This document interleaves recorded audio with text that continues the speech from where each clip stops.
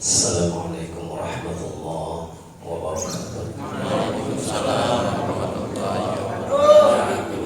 Bismillah, alhamdulillah, Allahumma salli ala rasulillah wa alihi wa ashabihi wa ba'du. Sehat bapak-bapak dan ibu? Alhamdulillah. Semangat ya. InsyaAllah. Lemes-lemes sedikit puasa kalau puasa. Alhamdulillah. Pagi ini kita masih diberi anugerah kesehatan oleh Allah. Mudah-mudahan kesehatan kita selalu bermanfaat. Karena manusia yang terbaik adalah manusia yang paling bermanfaat. Khairun nas anfa'uhum linnas. Orang yang terbaik kata Nabi adalah orang yang bermanfaat.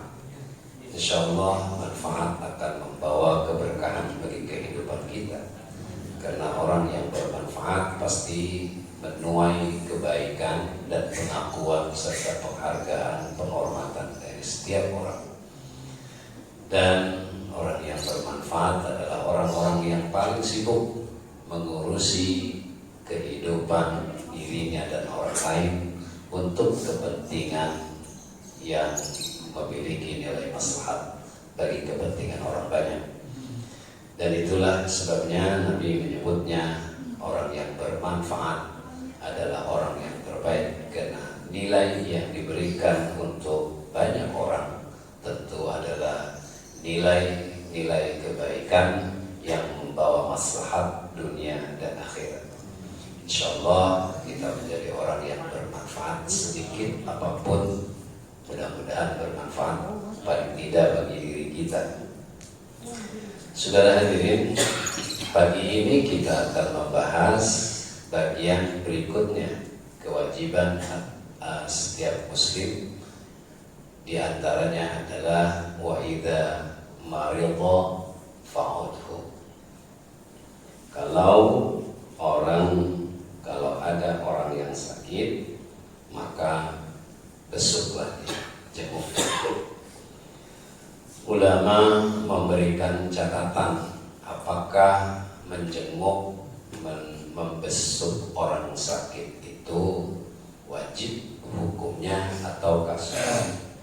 Ada beberapa catatan Imam Bukhari berdasarkan hadis yang dikeluarkan olehnya, itu wujub iyadatil marid. Jadi menurutnya wajib mengunjungi orang sakit. Tapi orang yang sakit ini, orang yang sakit jenisnya bagaimana begitu? Apakah orang yang hanya sekedar sakit flu begitu kan, perlu dikunjungi gitu? Atau cuma sakit mata merah begitu kan, perlu dikunjungi? Itu kita lihat nanti. Jadi ada klasifikasi jenis penyakit. Oleh karena itu ulama memberikan komentar. Satu pendapat lain mengatakan mengunjungi orang sakit itu bukan wajib aini, tapi wajib kifayah, atau disebut dengan fardu ain dan fardu kifayah. Ada perbedaan antara fardu ain dan fardu kifayah. Fardu ain itu adalah kewajiban individu setiap orang, seperti sholat. Sholat nggak bisa diwakili oleh orang lain. Kalau bapaknya malas gimana? Nah, wakili bapaknya sholat zuhur, gitu. Itu nggak bisa. Ya. Emaknya juga begitu. Nah, kamu sholat dulu, emak nggak sholat, wakili ya. Itu terlalu enak. Dan itu fardu ain tidak bisa mewakilkan kewajibannya kepada orang lain, atau orang lain tidak bisa menunaikan kewajiban orang lain.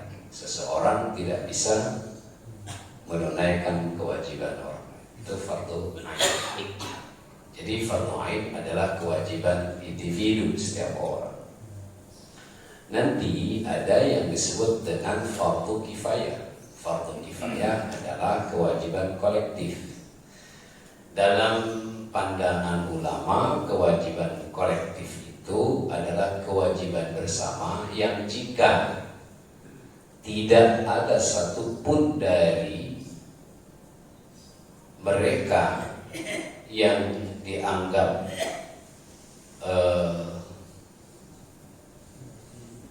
yang dianggap punya kewajiban. Tidak satupun di antara mereka yang punya kewajiban menunaikan kewajibannya itu, maka semuanya berdosa. Artinya kalau ada sekumpulan orang, tidak satupun di antara mereka melaksanakan kewajibannya, maka semuanya berdosa. Tetapi jika ada satu orang yang mewakili masyarakat itu, maka gugurlah kewajibannya. Salah satu contoh, sholat jenazah misalnya, sholat jenazah ya, sholat mayat di Boris kita, di kampung kita ini, tidak satupun ustadznya nggak mau nyolatin, ya, apalagi jamaahnya, karena ustadznya nggak ada, nggak bisa jadi imam.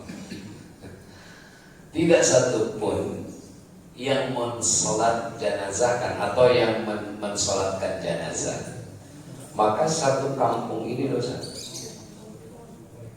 Jika ada satu orang saja yang mensolatkan, maka gugurlah kewajiban yang lain. Itu kewajiban kolektif. Maka perlu nih kayak sholat jenazah ya, sebagai kewajiban kifayah, fardu kifayah itu harus ada orang yang bisa memimpin sholat jenazah ya. Sholat jenazah itu adalah sholat yang ringkas, pendek, tapi sangat bermanfaat karena mengandung doa untuk jenazah. Harus tahu. Dan sederhana, takbir pertama baca Fatihah, takbir kedua baca sholawat. Sholawatnya juga tidak terlalu panjang atau terserah mau panjang mau tidak, minimal Allahumma sholli ala Muhammad wa ala ali Muhammad. Takbir yang keempat, Allahumma ighfir lahu warhamhu wa'afihi wa'fu anhu. Takbir yang kelima banyak redaksi ya, paling tidak Rabbana atina fid dunya hasanah wa fil akhirati hasanah wa qina adzabannar. Itu paling tidak itu. Ya, pendek sekali. Masa ada yang bisa ahli hijrah ini ya. Ya. Jangan pakai sujud meruku. Takutnya begitu gitu. Takut ada salat jenazah terus pakai sujud, pakai ruku. Ditanya sama santrinya, "Kenapa Kiai itu dosanya banyak?" Padahal memang nggak bisa gitu kan. Itu fardu kifayah kepada ibu ya. Nah, jumhur ulama mengatakan bahwa mengunjungi orang yang sakit itu sunnah mandubah. Sunnah mandubah itu sunnah yang sangat dianjurkan, dan itu sudah menjadi tradisi rutin begitu. Kalau ada yang sakit, kunjung sakit, berkunjung sakit, berkunjung begitu. Atau dikunjungi ya. Nah, kalau nafilah itu tambahan ya, sholat-sholat nafilah. Artinya mustahabah, dia jenisnya kadang dilakukan, kadang tidak dilakukan. Itu ada dua jenis istilah sunnah. Sunnah mandubah, sunnah mustahabah. Mandubah itu sunnah yang amalan-amalan yang tidak wajib tapi sangat dianjurkan untuk dilakukan. Mandubah itu terus dilakukan secara rutin, namanya itu mandubah. Kalau nafilah itu tambahan, disebut dengan mustahabah, kadang dilakukan, kadang tidak dilakukan ya. Nah, itu namanya mustahabah. Jadi harus dibedakan, bisa membedakan antara dua istilah yang dipublikasikan oleh ulama, seringkali disebut-sebut oleh ulama dalam kitab-kitab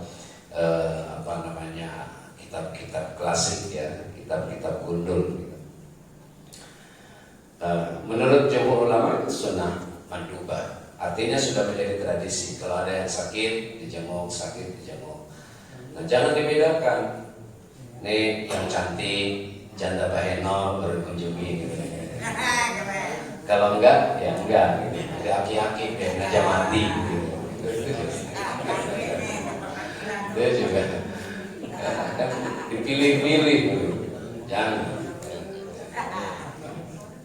Jangan bah begitu, nggak boleh.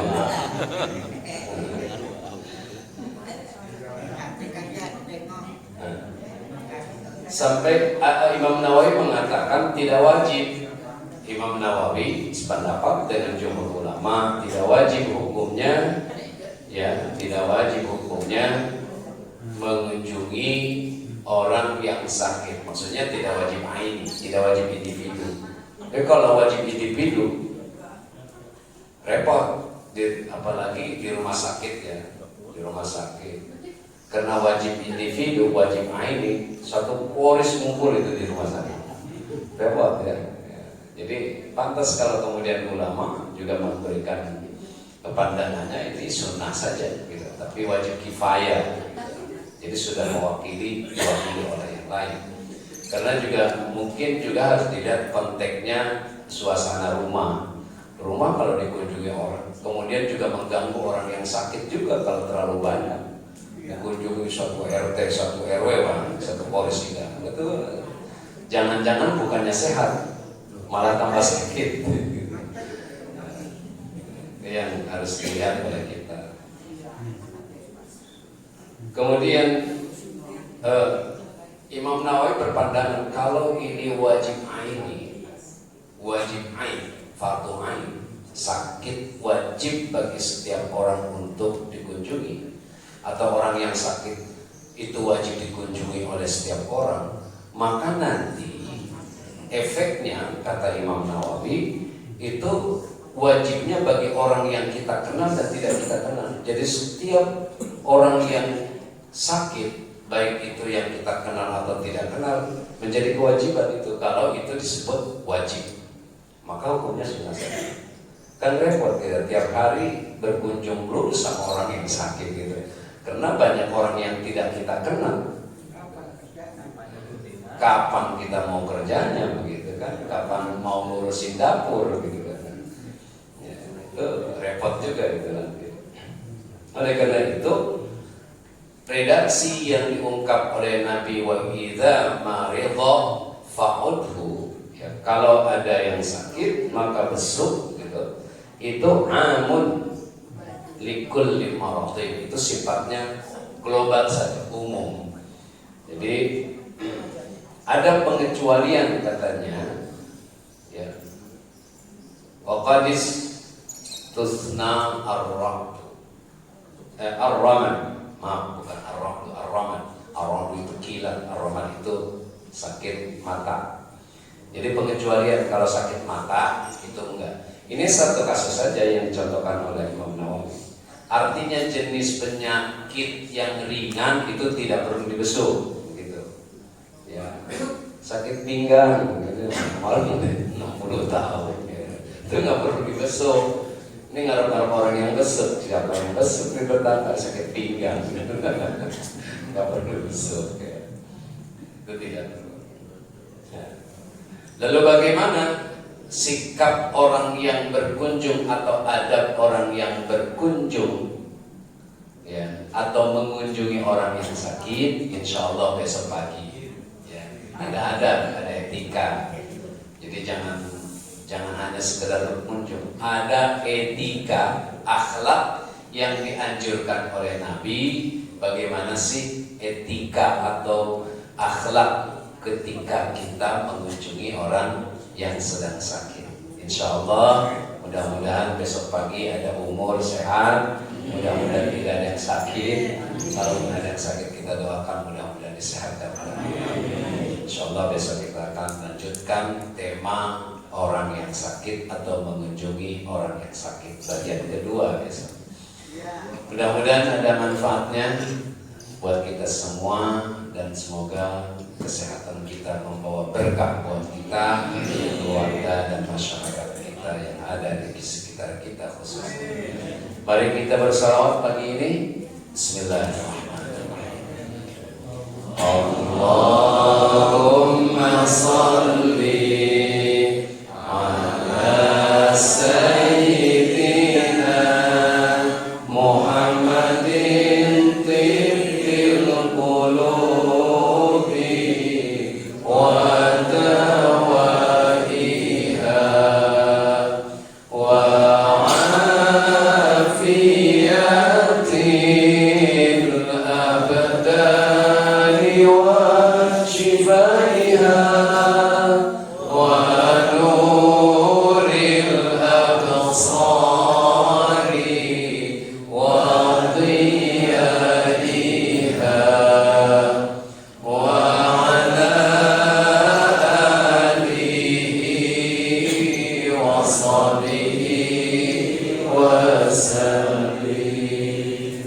kita tutup hamdalah. Assalamualaikum warahmatullahi wabarakatuh.